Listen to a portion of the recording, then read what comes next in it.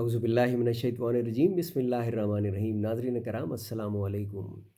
आज से इंशाअल्लाह सूरह अल आराफ शुरू कर रहे हैं तर्जुमे के साथ, और उमूमी मफ़हूम पे अपना मंजूम तर्जुमा इतनी आसान उर्दू में पेश करूँगा कि इस सूरह बहुत अहम सूरह है। इसकी तमाम की तमाम आयात आपको अज़बर हो जाएंगी और आसानी से समझ में आ जाएंगी। जी हाँ, आराफ द हाइट्स एक दीवार है जन्नत और जहन्नम के बीच में, और एक लंबी लाइन होगी जिसमें जो लोग होंगे उन्हें ये नहीं पता होगा कि वो जन्नत में जाने वाले हैं या जहन्नम में, जबकि वो देख सकेंगे दोनों तरफ के मनाजिर।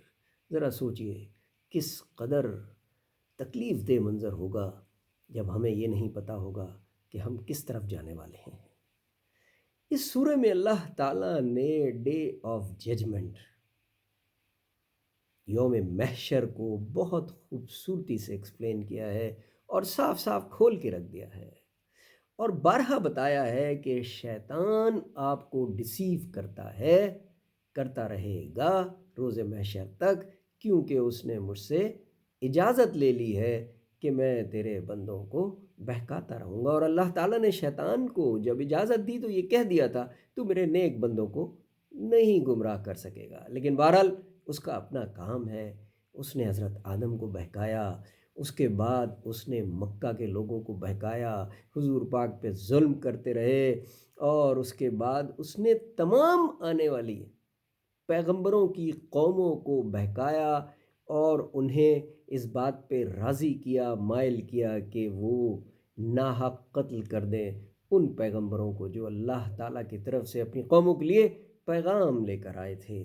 हज़रत नूह की कौम, हज़रत हूद की कौम, हज़रत सालेह की कौम, हज़रत लूत, हज़रत शुएब और हज़रत मूसा एन हारून।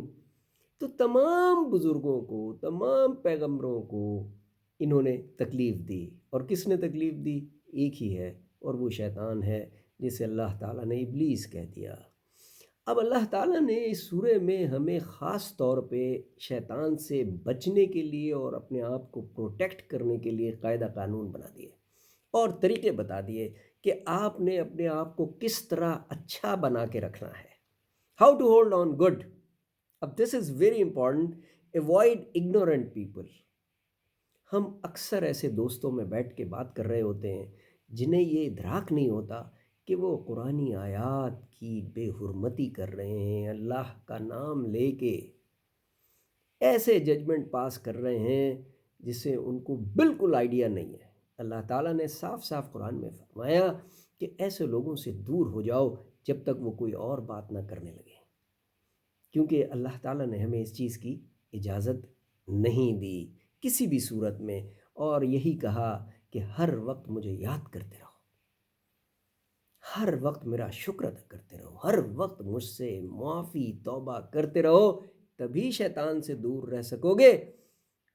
और डोंट बी एरोगेंट, ये अल्लाह ताला ने बार बार कुरान में कहा है कि हर चीज़ बर्दाश्त कर लूँगा, तकब्बुर नहीं बर्दाश्त होगा, अल्लाह ताला से तकब्बुर बर्दाश्त नहीं होगा।